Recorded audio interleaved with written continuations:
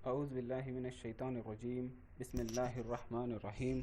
عزیز دوستوں، السلام علیکم ورحمۃ اللہ وبرکاتہ۔ امید کہ آپ سب خیر و عافیت سے ہوں گے۔ 10 روزہ آن لائن سیرت صحابیات کوئز پروگرام ایپیسوڈ 1 کے جہد دین آپ تمام کا استقبال ہے۔ آج کی کلاس میں ہم سیرت حضرت خدیجہ رضی اللہ عنہا کا تیسرا حصہ پڑھیں گے۔ بسم اللہ الرحمن الرحیم۔ جب حضور صلی اللہ علیہ وسلم کفار کی لا یعنی اور بیہودہ باتوں سے رنجیدہ ہو جاتے تو حضرت خدیجہ رضی اللہ عنہا عرض کرتی، یا رسول اللہ صلی اللہ علیہ وسلم، آپ رنجیدہ نہ ہوں، بھلا کوئی ایسا رسول بھی آج تک آیا ہے جس سے لوگوں نے مذاق نہ کیا ہو؟ حضرت خدیجہ رضی اللہ عنہ کے اس کہنے سے حضور صلی اللہ علیہ وسلم کا ملال دور ہو جاتا۔ غرض اس پرآشوب زمانے میں حضرت خدیجہ رضی اللہ عنہا نے نہ صرف حضور کی ہم خیال اور غم گزار تھیں، بلکہ ہر موقع پر اور ہر مصیبت میں آپ صلی اللہ علیہ وسلم کی مدد کے لیے تیار رہتی تھی۔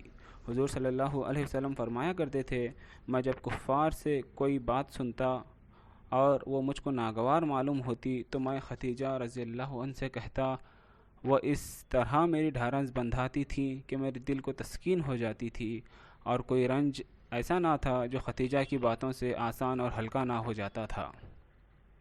عفیف کندی کا بیان ہے کہ ایک دفعہ میں زمانہ جاہلیت میں کچھ اشیاء خریدنے کے لیے مکہ آیا اور عباس بن عبد المطلب کے پاس ٹھہرا۔ دوسرے دن صبح کے وقت عباس رضی اللہ عنہ کے ہمراہ بازار کی طرف چلا۔ جب کعبے کے پاس سے گزرا تو میں نے دیکھا کہ ایک نوجوان شخص آیا، اپنا سر آسمان کی طرف اٹھا کر دیکھا اور پھر قبلے کی طرف منہ کر کے کھڑا ہو گیا۔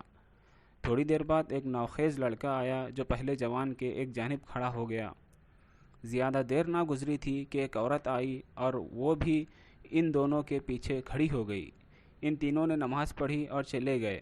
میں نے عباس سے کہا، عباس، ایسا معلوم ہوتا ہے کہ مکے میں انقلاب آنے والا ہے۔ عباس نے کہا، ہاں، تم جانتے ہو یہ تینوں کون ہیں؟ میں نے کہا، نہیں۔ عباس نے کہا، یہ نوجوان اور لڑکا دونوں میرے بھتیجے تھے۔ جو جوان عبداللہ بن عبد المطلب کا بیٹا محمد اور لڑکا ابو طالب بن عبد المطلب کا بیٹا علی تھا۔ عورت جس نے دونوں کے پیچھے نماز پڑھی میرے بھتیجے محمد کی بیوی خدیجہ بنت خویلد ہے۔ میرے بھتیجے کا دعویٰ ہے کہ اس کا دین الہامی ہے اور وہ ہر کام خدا کے حکم سے کرتا ہے، لیکن ابھی تک ان تینوں کے سوا اس دین کا پیرو میرے علم میں نہیں ہے۔ عباس کی یہ باتیں سن کر میرے دل میں خواہش پیدا ہوئی کہ اے کاش میں چاہتا ہوتا۔ اس واقعے سے اندازہ کیا جا سکتا ہے کہ حضرت خدیجہ رضی اللہ عنہا نے کیسے نامناسب حالات میں سرور کائنات صلی اللہ علیہ وسلم کا ساتھ دیا۔ حضرت خدیجہ رضی اللہ عنہا کی یہی ہمدردی، دل سوزی اور جان نثاری تھی کہ حضور صلی اللہ علیہ وسلم ان سے بے پناہ محبت فرماتے تھے۔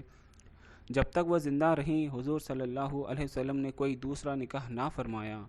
حضرت خدیجہ رضی اللہ عنہا جہاں اولاد کی پرورش نہایت حسن و خوبی سے کر رہی تھی، وہیں امور خانہ داری کو نہایت سلیقے سے نبھاتی تھی، اور باوجود تمول و ثروت کے حضور صلی اللہ علیہ وسلم کی خدمت خود کرتی تھی۔ صحیح بخاری میں روایت ہے کہ ایک مرتبہ حضرت جبرائیل علیہ السلام حضور صلی اللہ علیہ وسلم کے پاس تشریف لائے اور کہا، خدیجہ برتن میں کچھ لا رہی ہیں، آپ ان کو اللہ کا اور میرا سلام پہنچا دیجیے۔ سرور عالم صلی اللہ علیہ وسلم سے حضرت خدیجہ رضی اللہ عنہا کی عقیدت اور محبت کی یہ کیفیت تھی کہ نبوت کے بعد اور نبوت سے پہلے حضور صلی اللہ علیہ وسلم نے جو کچھ فرمایا انہوں نے ہمیشہ اس کی پرزور تائید و تصدیق کی۔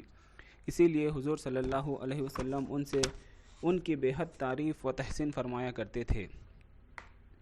سن 7 نبوی میں مشرکین قریش نے بنو ہاشم اور بنو مطلب کو شیب ابی طالب میں محصور کیا تو حضرت خدیجہ بھی اس ابتلاء میں سرور عالم صلی اللہ علیہ وسلم کے ساتھ تھی۔ وہ پورے 3 برس تک اس محصوری کے روح فرسا آلام و مصائب بڑے صبر اور حوصلے کے ساتھ جھیلتی رہی۔ سن 10 نبوی میں یہ ظالمانہ محاصرہ ختم ہوا، لیکن اس کے بعد حضرت خدیجہ رضی اللہ عنہا زیادہ دن زندہ نہ رہیں۔ رمضان المبارک میں یا اس سے کچھ دن پہلے ان کی طبیعت ناساز ہوئی۔ حضور صلی اللہ علیہ وسلم نے علاج و معالجہ اور تسکین و تشفی میں کوئی دقیقہ اٹھا نہ رکھا، لیکن موت کا کوئی علاج نہیں۔ 11 رمضان سن 10 نبوی کو انہوں نے لبیک اجل کو لبیک کہا اور مکہ کے قبرستان ہجون میں دفن ہوئی۔ اس وقت ان کی عمر تقریباً 65 برس تھی۔